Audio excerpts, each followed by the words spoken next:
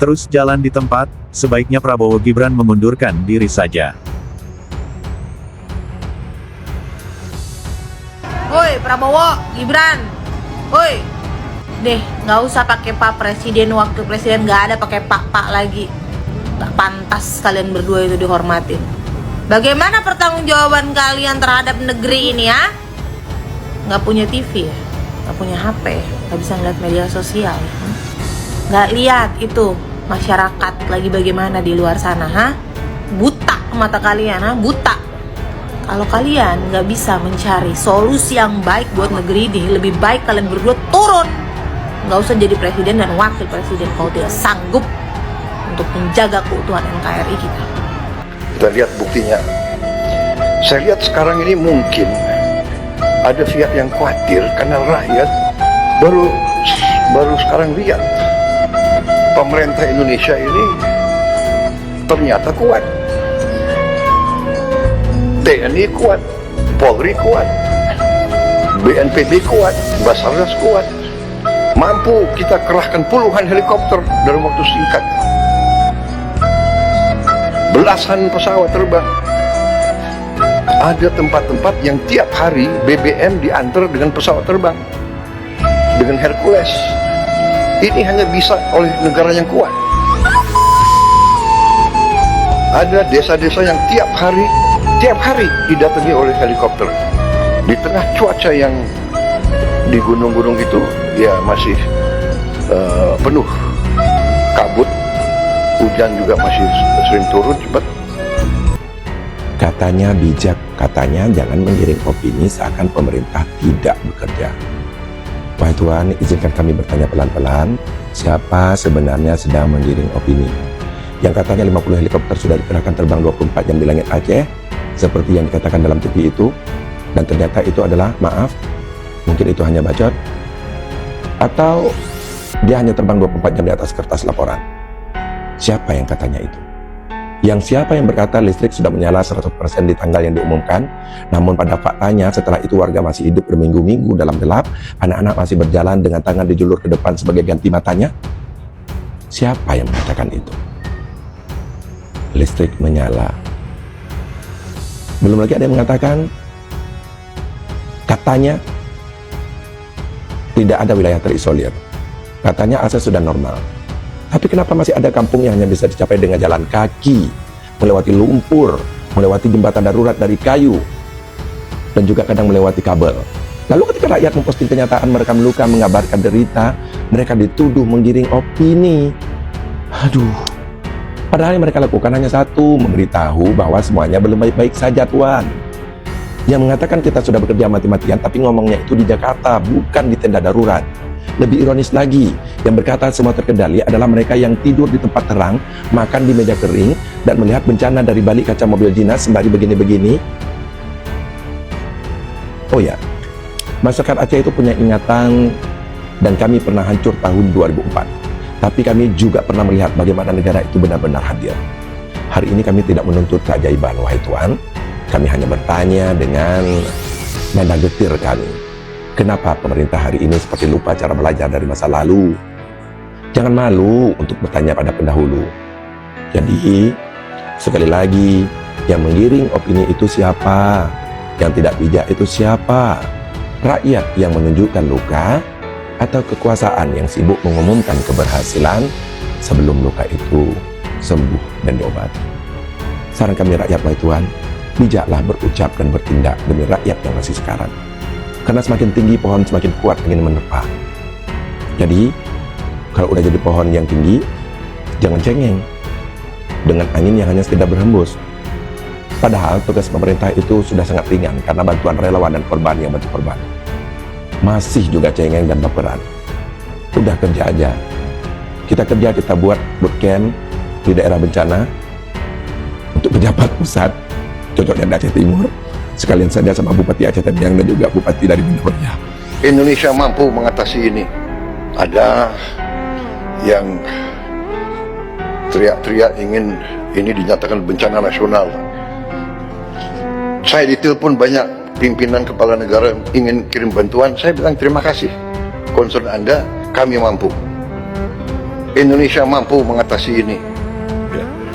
Ada yang teriak-teriak ingin ini dinyatakan bencana nasional. Kita sudah kerahkan ini 3 provinsi dari 38 provinsi. Jadi situasi terkendali. Saya monitor terus, ya. Dan kita sudah merencanakan segera akan kita bentuk, apakah kita namakan badan atau satgas rehabilitasi dan rekonstruksi. Segera kita akan bangun hunian-hunian sementara dan hunian-hunian tetap. Bahkan mungkin saya dapat laporan dari Menteri Perumahan, ya, mungkin mulai hari Minggu ini kita sudah mulai membangun 2000 rumah. Kemungkinan rumah ini bisa langsung aja dari rumah tetap, ya. Dari semua unsur juga nanti bekerja sama, ya. Jangan ada alasan cari lahan dan sebagainya, pakai lahan milik negara yang ada. Kalau perlu PTPN, kalau perlu konsesi-konsesi hutang itu kita pakai semua.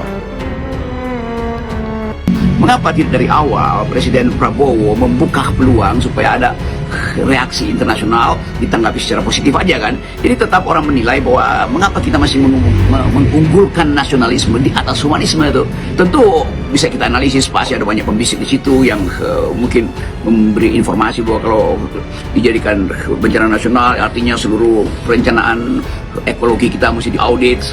Dijadikan bencana nasional artinya seluruh perencanaan ekologi kita mesti diaudit, macam-macam hal akan terlibat di situ, banyak pejabat di dalam kabinet juga yang pasti harus diaudit. Tapi oke, itu adalah persembunyian dari mereka yang takut Presiden menyelesaikan semua ini secara total. Jadi yang kita maksud dari awal adalah kemampuan Presiden untuk membelah isu atau memisahkan isu, mana isu yang politis, mana isu ekologis, dan mana yang menjadi tuntutan publik tuh. Tuntutan publik cuma satu, jangan flexing. Kalau begitu, sebaliknya adalah datang ke lokasi itu tanpa perlu bawa kamera, beri keyakinan pada rakyat bahwa pemerintah in charge. Tapi kalau cuma sekedar promosi, kami menangani segala macam tapi tidak terlihat gelagat di bawah itu, sampai sekarang orang tetap menganggap memang pemerintah bekerja, pasti pemerintah hadir. Tetapi darurat 2 minggu ditambah 2 minggu, itu artinya harusnya sudah dinyatakan sebagai darurat nasional kan. Itu dasar tuntutan etis dari netizen. Bang Hensa, terawangannya bagaimana Bang Hensa? Memang tidak ada pengaruh Pak Jokowi lagi kah? Gini, sebetulnya kan kalau pengaruh-pengaruh itu menurut saya sih dugaan karena hal yang tidak biasa. Yang pertama, antara Prabowo dan Jokowi ini memang presiden pertama yang berkomunikasi baik sejak zaman Soekarno. Belum pernah terjadi. Soekarno ke Soeharto kan juga nggak oke. Soeharto ke Habibie ya itu juga nggak oke. Gus Dur, Megawati, SB ke Jokowi awal-awal malah. Jadi karena nggak biasa, orang lihat tuh nih ada apa nih. Terus kemudian ketidakbiasaan yang kedua, baru kali ini ada presiden yang wakil presidennya anaknya presiden sebelumnya, ya. Dan sudah jadi rahasia umum lah, semua orang tahu nih Pak Jokowi yang kerja kemarin waktu kampanye. Ya Pak Prabowo kerja juga, tapi Pak Jokowi punya peran mungkin. Dilarang nggak dilarang, silakan aja.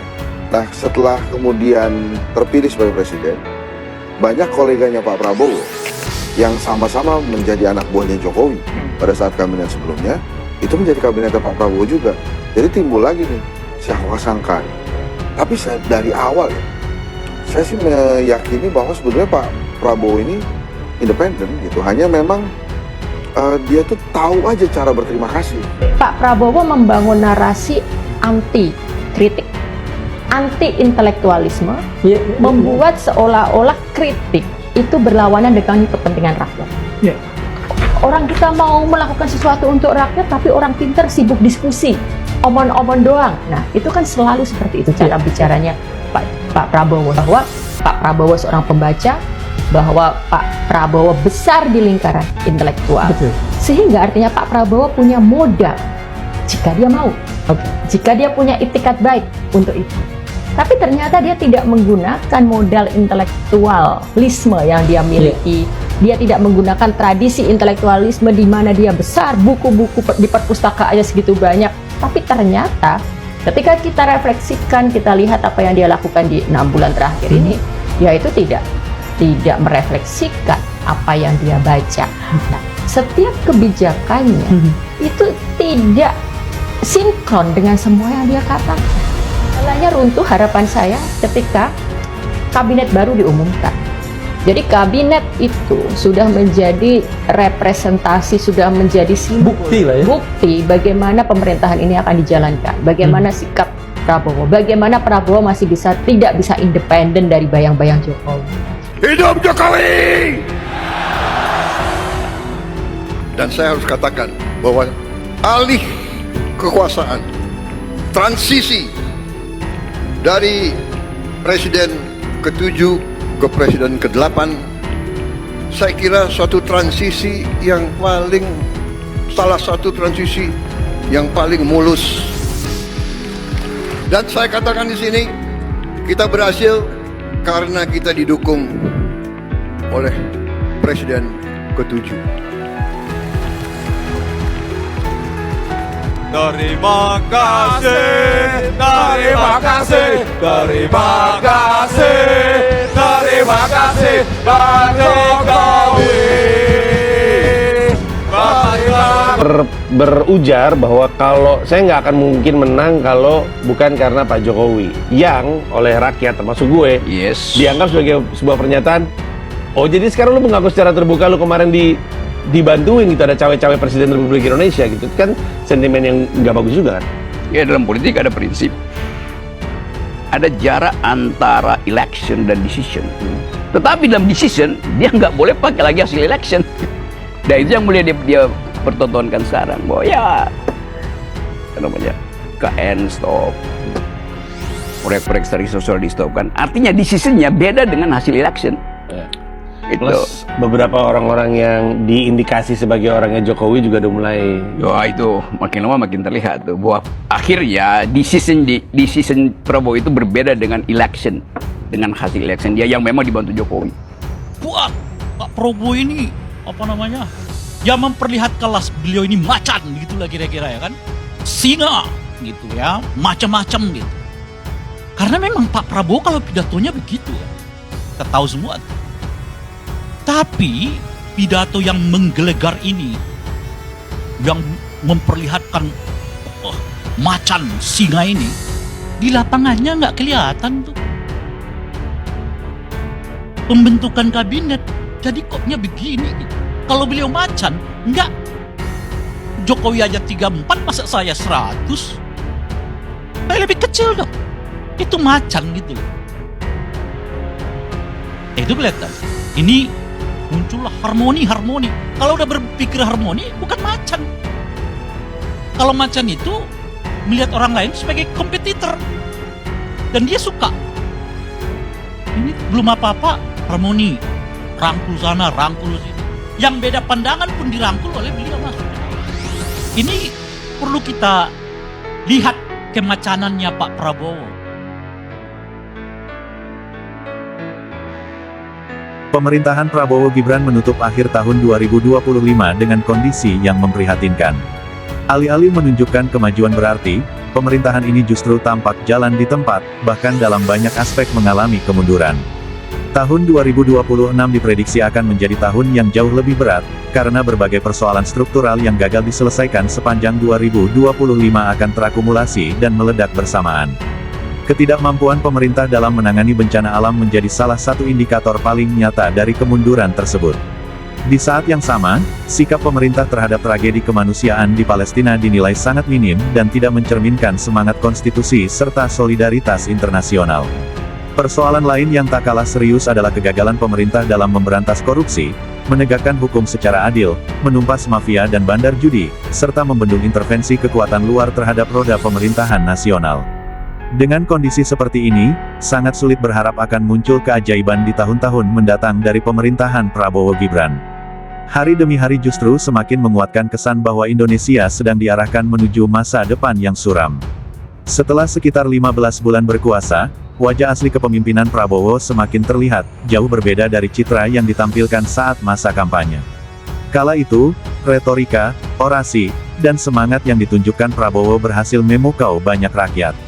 Harapan akan perubahan besar begitu menguat, bahkan sebagian pendukung menjulukinya sebagai "Macan Asia". Pada masa itu, Prabowo diyakini sebagai sosok nasionalis sejati, anti korupsi, pemberani, ahli strategi, tidak takut oligarki, cerdas, dan berpihak kepada rakyat. 4 kali mengikuti Pilpres menunjukkan ambisi besar untuk memimpin dan membenahi negeri ini. Slogan terkenalnya, "Akan timbul dan tenggelam bersama rakyat," begitu membekas di benak publik. Namun slogan tersebut seolah kehilangan makna sejak Prabowo memutuskan masuk ke dalam kabinet Presiden Jokowi. Sejak saat itu, citra heroik dan independen Prabowo perlahan memudar. Bagi sebagian kalangan kritis, Jokowi dipandang sebagai figur dengan rekam jejak yang syarat kontroversi dan dinilai telah melemahkan berbagai institusi negara. Dengan memilih bersekutu dan kemudian melanjutkan estafet kekuasaan dari Jokowi, Prabowo dinilai telah mengorbankan prinsip-prinsip yang dahulu ia gaungkan sendiri. Prabowo bukan hanya berkoalisi, tetapi dinilai menempatkan diri sebagai murid, pengagum, bahkan sangat bergantung pada Jokowi. Jika 2 periode pemerintahan sebelumnya dianggap telah membawa kerusakan serius bagi tata kelola negara, maka wajar jika muncul pertanyaan, apa yang bisa diharapkan dari seorang penerus yang berada dalam bayang-bayang guru politiknya. Ada beberapa alasan mendasar mengapa pemerintahan Prabowo Gibran dinilai telah gagal dan tidak layak untuk dilanjutkan.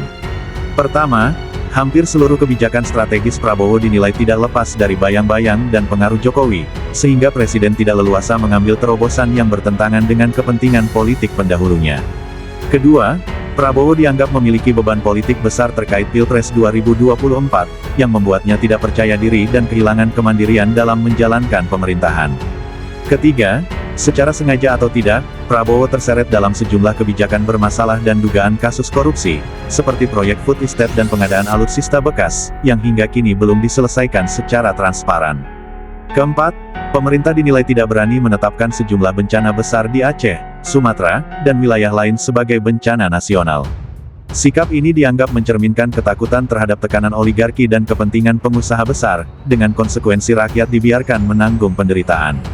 Kelima, baik Prabowo maupun Gibran dinilai tidak memiliki kapasitas, kompetensi, dan integritas yang memadai untuk memimpin negara sebesar Indonesia. Dengan kondisi tersebut, keduanya dianggap tidak lagi layak memimpin dan seharusnya digantikan oleh sosok yang cakap, berani, dan berintegritas. Hari ini, Prabowo lebih menyerupai macan ompong, suara oman keras, tetapi gerakannya terikat dan terkendali. Ia hanya bisa melangkah sejauh pintu kekuasaan dibukakan oleh pihak lain, itu pun tetap dalam kendali.